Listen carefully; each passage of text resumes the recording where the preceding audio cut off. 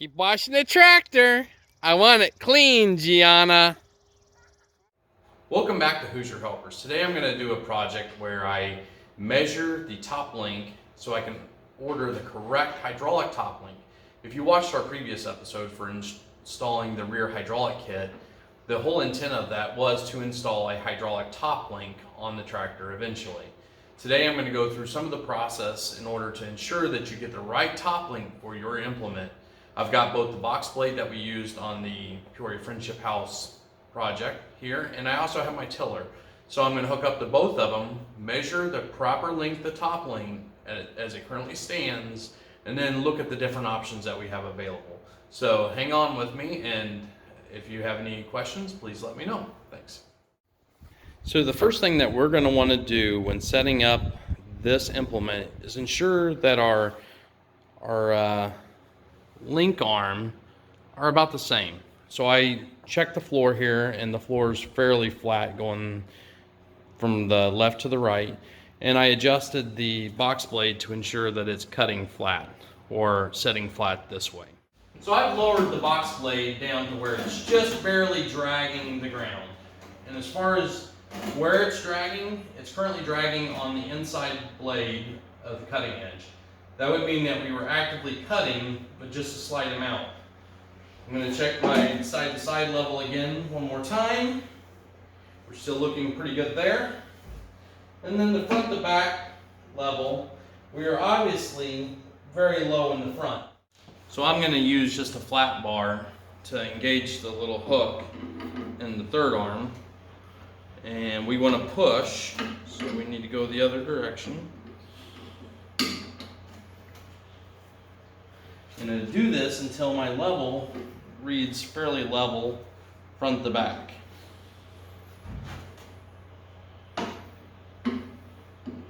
We're relatively close to level at this point.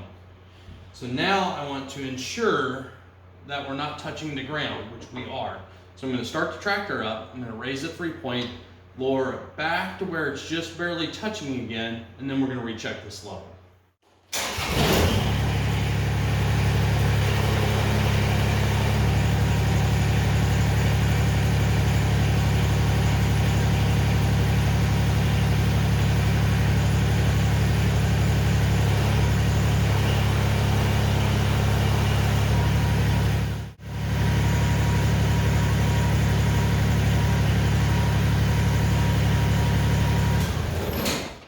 So how did we do on our front to back? Well, now that we've raised it up, got the tension off of the back cutting edge, we're actually slightly high in the front. We need to lower the front back down just a little bit. And this is why it's so critical to go ahead, raise it and lower it back down, because if we wouldn't have, we could be off by 1/4 of an inch. And that can be enough to change the way the rear blade engages. Keep in mind, we aren't setting this unit up for cutting at this point. What we're really doing is setting it up to find the midpoint of where our top link needs to be. Because we need to find a hydraulic top link which will fit our middle, our maximum on one side, and our minimum on the other side. Now that we got this box blade set up, we can measure the center of pin to the center of pin. What we're looking for is to find out where that middle of the road measurement is. I do know the Kubota link is 14 inches when it's fully retracted as a minimum, and 22 inches when it's fully extended, giving you an 8-inch stroke of the factory top link. What we need to find out now is where we're currently setting, because the hydraulic cylinders that you can potentially get for a top link do not have that full 8 inches worth of stroke. So you got to find where you're going to most likely be in the middle of, find where you're going to be on the shortest side and where you want to be on the longest side, and find the cylinder that is best for you. So I am setting in the center of the pin to the center of pin. And right now we're at 17 inches for that dimension when we have the box blade setting level. And you might say to yourself, well, Jason, I don't have a bad boy implement.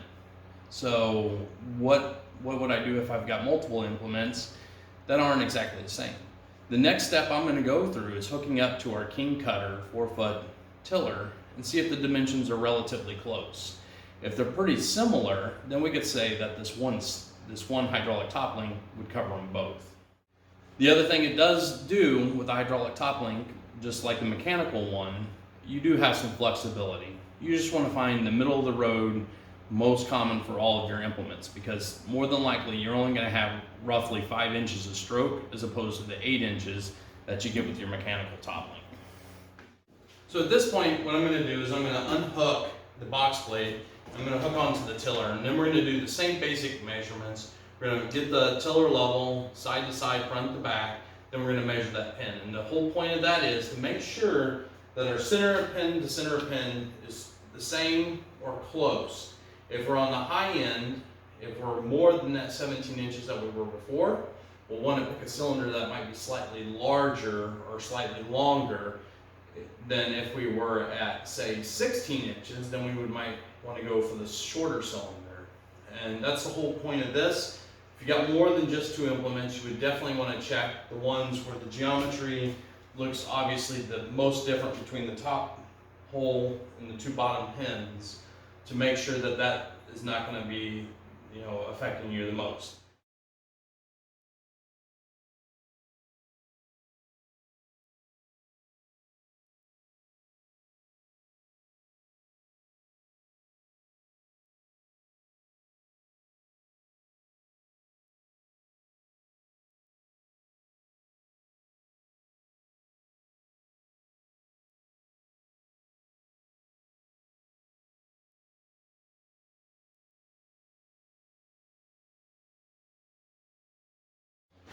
Alright, so we've got the tiller connected to the tractor now. We want to do that same similar test where we check for level on the frame. Right now we got to go up probably ½ inch or so on the front. Alright, so that looks pretty good. We're probably ½ inch up. Lower it till the tines hit the ground. So there we're on the ground. We're still relatively level. It's maybe just a little bit high in the back.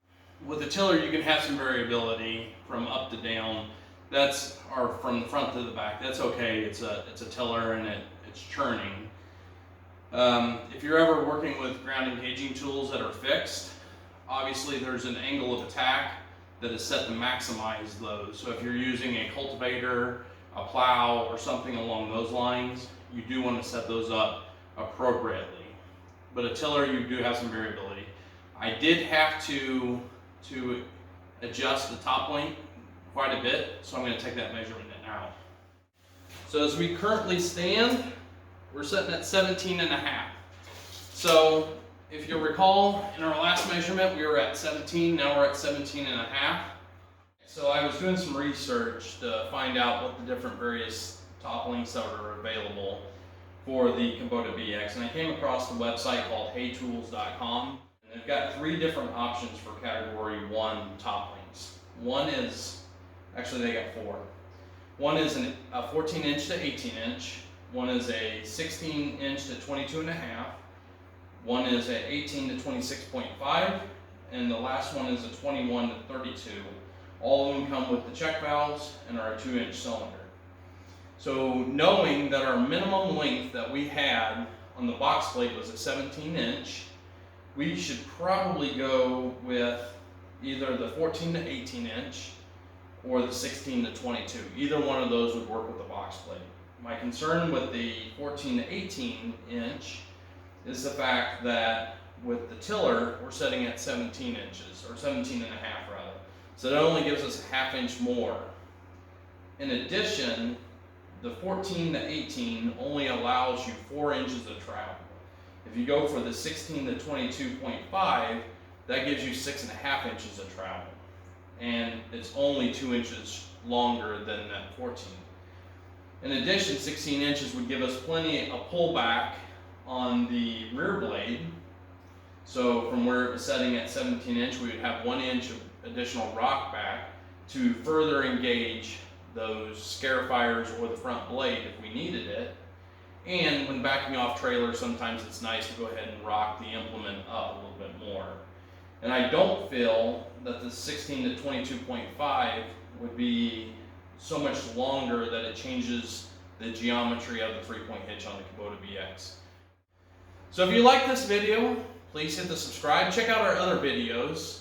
Check out the box blade in action video where we had, or check out the video where we actually review that box blade. Thanks and have a great day.